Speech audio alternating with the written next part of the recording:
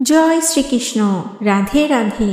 বন্ধুরা, এই পুণ্য পবিত্র মাস অর্থাৎ মার্গশীর্ষ অগ্রহায়ণ মাসের সবচেয়ে পবিত্র তিথি হলো পূর্ণিমা। আর এই পূর্ণিমা তিথি শুরু হবে 4 ডিসেম্বর সকাল 8:07 আর এই তিথি সমাপ্ত হবে শেষ রাত্রি 5:44। বছরের দ্বাদশ পূর্ণিমার মধ্যে এই মার্গশীর্ষ পূর্ণিমা হলো সবচেয়ে শুভ, সবচেয়ে পবিত্র, এমনকি সবচেয়ে ফলপ্রদ। তাই বন্ধুরা, এই পূর্ণিমা তিথি থাকা অবস্থায় যদি কিছু কাজ আপনারা করতে পারেন, তাহলে আপনার জীবনে আসবে চমকপ্রদ পরিবর্তন। আপনি নিজেই যেন অবাক হয়ে যাবেন।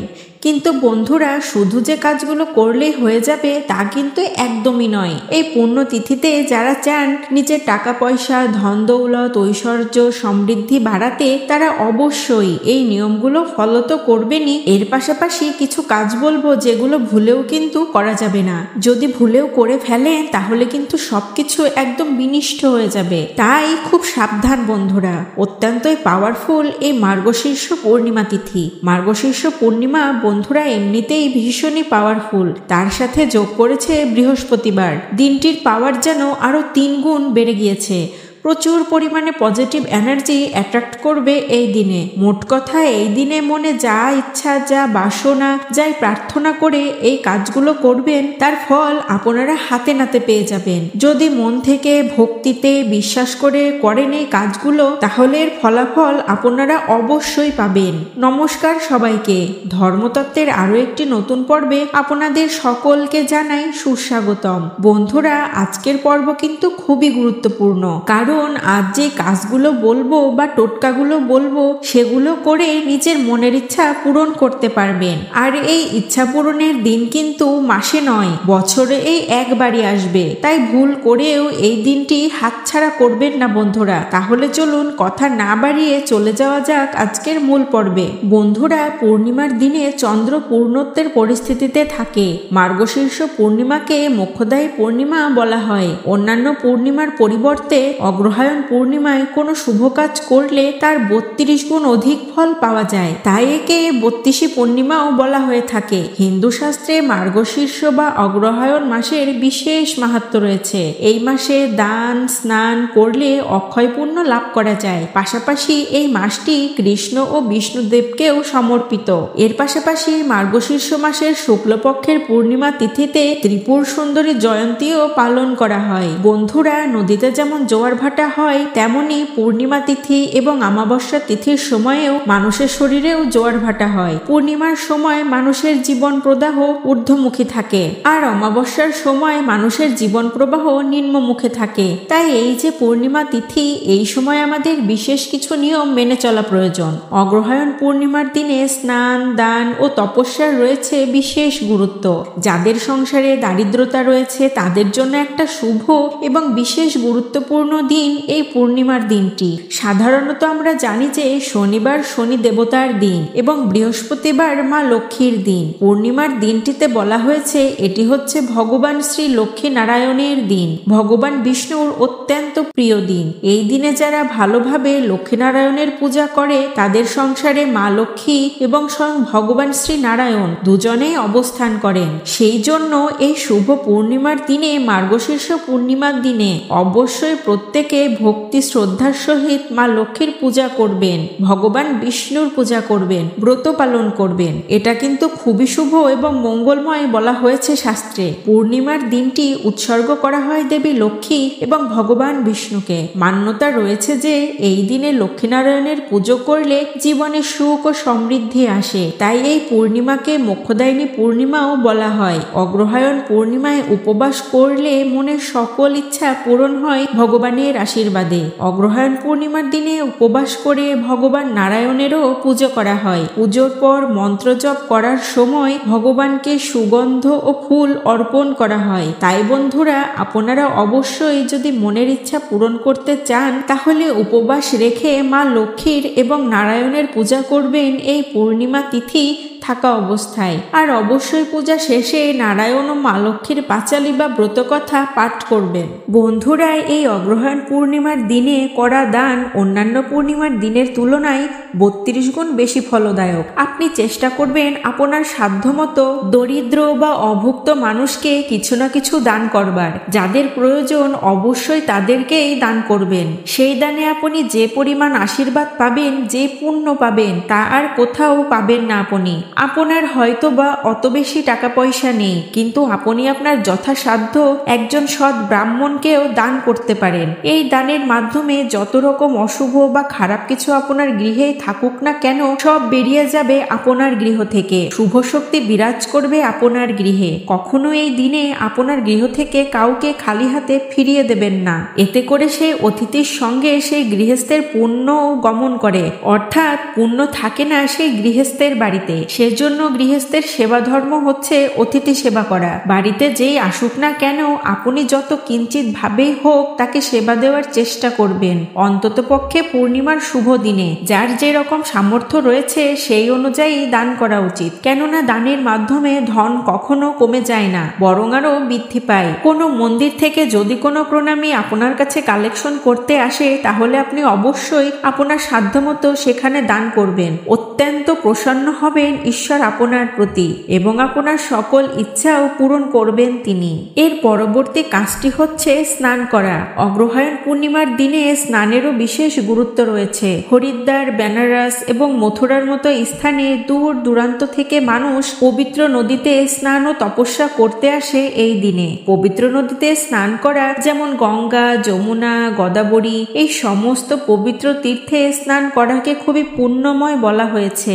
আপনারা এই দিনে নদীতে বা যদি গঙ্গা থেকে থাকে আপনার পাশে, গঙ্গায় স্নান করতে পারেন বা যে কোনো পুণ্য তীর্থেও স্নান সম্পন্ন করতে পারেন। এই পূর্ণিমার দিনে সকালবেলা বা প্রভাতকালে স্নান করাকে খুবই শুভ এবং মঙ্গলময় বলা হয়েছে। যাদের পক্ষে এই সকল পূর্ণ স্থানে যাওয়া সম্ভব নয়, তারা বাড়িতেই গঙ্গা গঙ্গা গঙ্গা 3 বার উচ্চারণ করে বাড়িতেই স্নান করতে পারবেন। এতেও আপনারা একই শুভ ফল লাভ করবেন। বন্ধুরা, আরো একটি বিষয়, সেটি হলো এই অগ্রহায়ণ পূর্ণিমার দিনে তুলসী দেবীকে লাল ওড়না ও কাঁচা দুধ নিবেদন করবেন এবং সকাল সন্ধ্যা ঘিয়ের প্রদীপ জ্বালাবেন। এই সকল কাজ ভক্তির সাথে করলে সকল ইচ্ছা পূর্ণ হয় এবং আর্থিক লাভ ও সাফল্যের সম্ভাবনাও বৃদ্ধি পায়। তাই আপনারা চেষ্টা করবেন এই পূর্ণিমা তিথিতে সন্ধ্যায় তুলসী দেবীকে একটি লাল ওড়না দান করতে এবং কাঁচা দুধ নিবেদন করতে।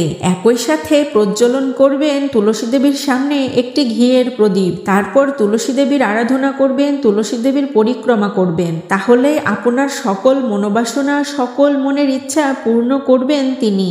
একই সাথে পূর্ণিমা তিথিতে আপনারা সত্যনারায়ণের ব্রত কথাও পাঠ করতে পারেন। পাশাপাশি এই দিনে বিষ্ণু পূজা করলেও বিষ্ণুদেবের বিশেষ আশীর্বাদও লাভ করতে পারবেন। এই মার্গশীর্ষ পূর্ণিমা তিথিতে যারা ভাবছেন বাড়িতে পূজা অর্চনা করবেন, এই পূজা অর্চনার কিন্তু বন্ধুরা রয়েছে বিশেষ কিছু নিয়ম। তাহলে চলুন বন্ধুরা এখন জেনে নেওয়া যাক এই মার্গশীর্ষ পূর্ণিমার পুজোর নিয়মাবলী। আপনারা যদি এই পূর্ণিমা তিথি চলাকালীন সময়ের মধ্যে এই বিশেষ নিয়মগুলো মেনে পূজা অর্চনা সম্পন্ন করতে পারেন, তাহলে আপনারা 32 গুণ বেশি ফলাফল পাবেন অন্য পূর্ণিমা তিথির থেকে। তাহলে চলুন জেনে নেওয়া যাক পুজোর নিয়মাবলী। এই পূর্ণিমা তিথিতে সকাল সকাল উঠে তাড়াতাড়ি স্নান সম্পন্ন করুন। তারপর পরিষ্কার পরিচ্ছন্ন পোশাক ধারণ করে পুজোয় বসুন। এরপর ব্রতের সংকল্প করুন। পাশাপাশি ঠাকুর ঘরে বিষ্ণু মূর্তিও স্থাপন করতে পারেন আপনারা এই দিনে।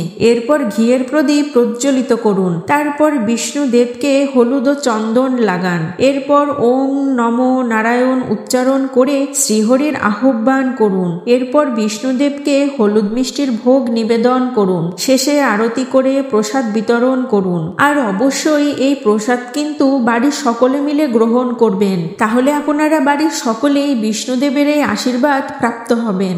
যদি বন্ধুরা আপনারা আপনাদের গৃহের সুখ শান্তি রাখতে চান, গৃহের উন্নতি চান, গৃহে যদি চান শান্তি বজায় থাকুক, তাহলে তো অবশ্যই উপরের এই নিয়মগুলো মেনে চলতে হবে। কিন্তু এখন আপনাদের জানাবো এমন একটি বিশেষ টোটকা, যেই টোটকা এই পূর্ণিমা তিথির রাতে যদি করতে পারেন, আপনার জীবনের পরিবর্তন আপনি নিজেই দেখতে পারবেন। তাহলে চলুন এখন জেনে নেওয়া যাক এই একটি বিশেষ টোটকা, যেই টোটকা পালনে আপনার সমস্ত রকম দুঃখ দুর্দশা কেটে যাবে। বন্ধুরা, আপনারা যদি জীবনে পজিটিভিটি বাড়াতে চান, রোগ শোক থেকে থেকে মুক্তি পেতে চান, এমনকি শত্রু থেকেও মুক্তি পেতে চান, তাহলে অবশ্যই বাড়িতে তৈরি করুন মুন ওয়াটার। এই মুন ওয়াটার কিন্তু ভীষণই পাওয়ারফুল। আরো বিশেষ করে যদি এই পূর্ণিমা চলাকালীন তৈরি করতে পারেন আর সেটা যদি ঠিকমতো ব্যবহার করতে পারেন, তাহলে রেজাল্ট পাবেন দুর্দান্ত। কিভাবে তৈরি করবেন মুন ওয়াটার, চলুন জেনে নেওয়া যাক। মুন ওয়াটার তৈরি করতে একটি কাচের পাত্রে বা কোনো 1 লিটারের প্লাস্টিকের বোতলও নিতে পারেন, কিন্তু অবশ্যই বোতলটি হতে হবে ট্রান্সপারেন্ট, অর্থাৎ স্বচ্ছ হতে হবে। সাদা বোতলও নিতে পারেন, তাতে জল ভরুন এবং পূর্ণিমার রাতে খোলা জায়গায় চাঁদের আলোতে রাখুন। চাঁদের আলো যেন সরাসরি জলে এসে পড়ে। চাঁদের আলো পড়ছে না এমন জায়গায় বোতলটি রাখা যাবে না। মোট কথা, চাঁদের আলো পাত্রটির গায়ে লাগতে হবে। এই পাত্রটি কয়েক ঘন্টা বা সারা রাতও চাঁদের আলোতে রেখে দিতে পারেন, কিন্তু অবশ্যই খেয়াল রাখবেন যেন ভোর হয়ে না যায়। সূর্য ওঠার আগেই তা সরিয়ে নিতে হবে। সূর্যের আলো পড়লে সেটা আর মুন ওয়াটার হিসেবে গণ্য হবে না। সব থেকে ভালো হবে মুন ওয়াটার বসিয়ে যদি জেগে থাকতে পারেন, 3-4 ঘন্টা মুন ওয়াটার বসিয়ে তুলে নিয়ে আসবেন। এই মুন ওয়াটার আপনি পরবর্তী পূর্ণিমা আসা অবধি ব্যবহার করতে পারবেন, চাইলে তার বেশি সময় ধরেও ব্যবহার করতে পারেন। নিয়মিত যদি এই মুন ওয়াটার পান করেন আপনারা, তাহলে রোগ শরীর থেকে বেরিয়ে যাবে, কারণ এই মুন ওয়াটারে প্রচুর পরিমাণে পজিটিভ এনার্জি থাকবে।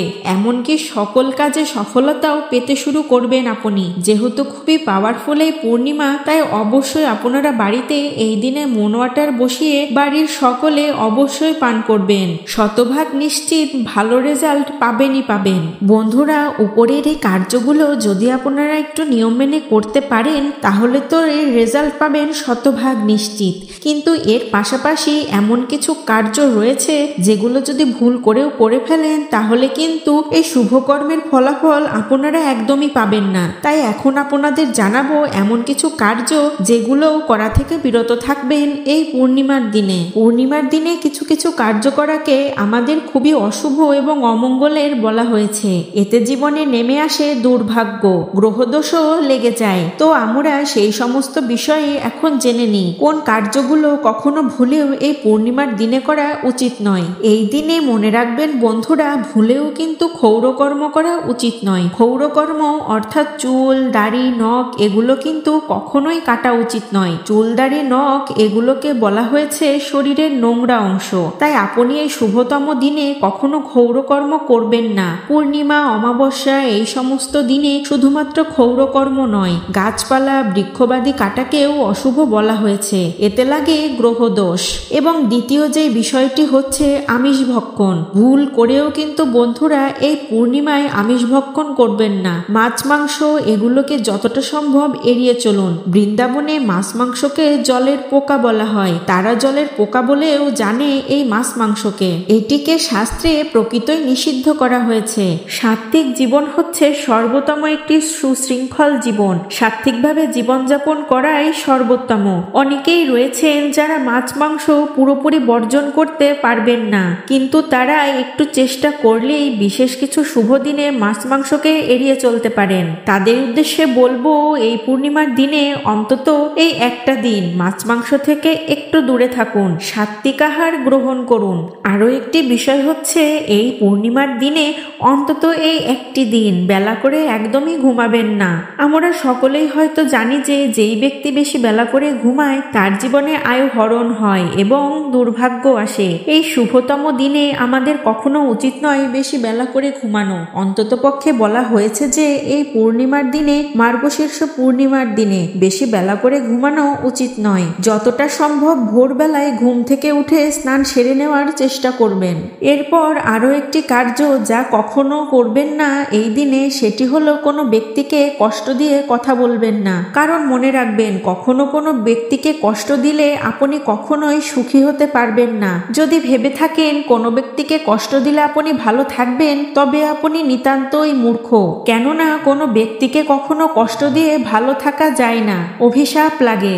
আপনি যখন যে কার্য করবেন তার একটা সমান এবং বিপরীত প্রতিক্রিয়া আপনি অবশ্যই পাবেন। তাই এই দিনে এমন কোনো কার্য করা উচিত নয় যার মাধ্যমে অপর কোনো ব্যক্তি কষ্ট পায়। তাই এই বিষয়টাতে বন্ধুরা খুবই সাবধান থাকবেন, কেননা কাউকে কাঁদিয়ে জীবনে কখনো সুখে থাকা যায় না। এটি সম্পূর্ণভাবে বর্জন করতে হবে, বিশেষ করে এই শুভতম দিনে। কেউ যেন এমন আচরণের মাধ্যমে কষ্ট না পায়, এমন আচরণ করা উচিত নয়। তো বন্ধুরা, আজ ভিডিওটি এখানেই শেষ করছি, কিন্তু আপনাদের আরো একবার স্মরণ করিয়ে দিই, এই পবিত্র দিনে অবশ্যই এই নিয়মগুলো মেনে চলার চেষ্টা করবেন এবং ভুল করেও এমন কোনো কার্য করবেন না যাতে ঈশ্বর আপনার ওপর অসন্তুষ্ট হন। কোনো ব্যক্তির অভিশাপ আপনি লাভ করেন এই পবিত্র তিথিতে। ভুল করেও কিন্তু এমন কোনো কার্য করবেন না।